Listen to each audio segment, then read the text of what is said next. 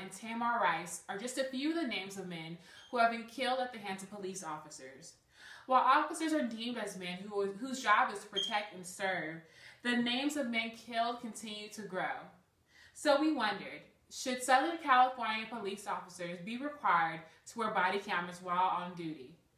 Cal State LA TV News investigated, and here is our presentation. Good afternoon. This is Mariana Rodriguez for Cal State LA News. There has been an increasing trend of police brutality in the United States.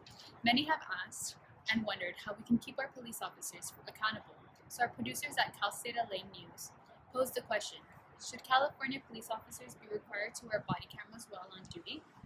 The current problem is that there has been a heightened gap between officers and civilians based on tension.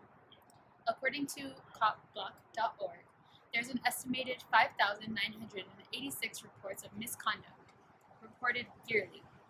A notable police brutality victim is Michael Brown, 18 years old, who was killed August 9th of last year by Missouri police, causing civilians to rage when discovering that the police officer would not be. Hi, I'm Bianca with the Cal State LA News. Lately, we have had various cases where law enforcement officers have used excessive force, leading to violent deaths that could have been prevented. For example, the Kelly Thomas case. He was a 30-year-old man with schizophrenia. He was beaten to death by 3 policemen who were found not guilty. Clearly, these police officers were not provided with enough training in situations where one must deal with a mentally unstable person. Another case was the Eric Garner incident. He was actually killed because a few police officers were using an illegal chokehold instead of using the proper chokehold, and this caused him to die, a father to die. Now, if they would have had the proper training, this would have never happened. They would have known the technique to use. Now the cases prove how the justice system needs to change and how law enforcement is dealing with these issues in the worst way. Now, back to you, Emily, in the studio. Hi, this is Emily Contreras reporting live from the city of Bell Gardens, California.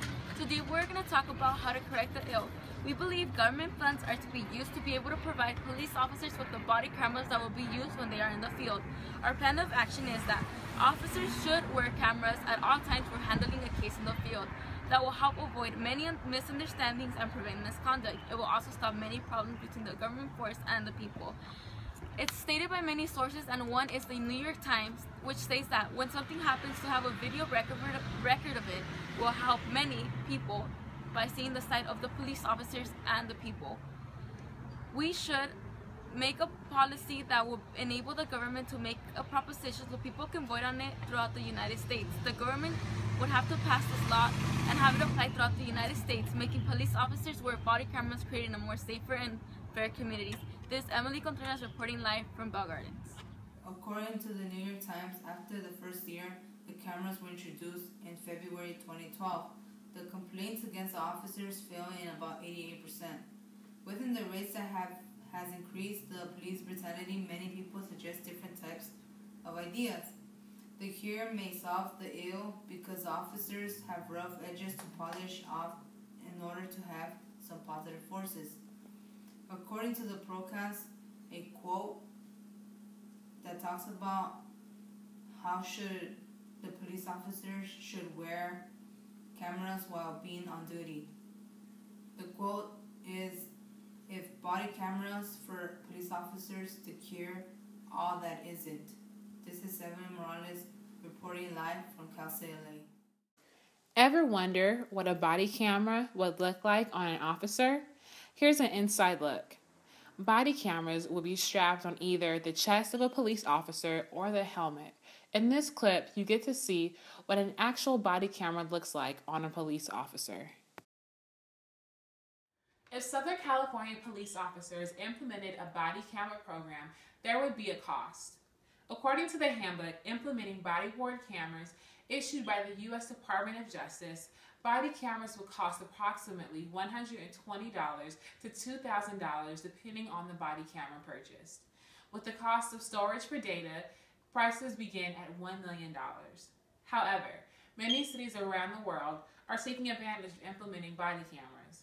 The New Orleans Police Department launched a plan implementing 350 body cameras across the city, which cost them $1.2 million over the span of 5 years. The Los Angeles Police Department also took an approach to financing body cameras. In September of 2013, LA Police Commissioner Steve Soboroff had raised enough money for 600 body cameras. Soboroff states, "Although we'll need hundreds more body cameras, I hope the city officials are convinced that they are worth the money."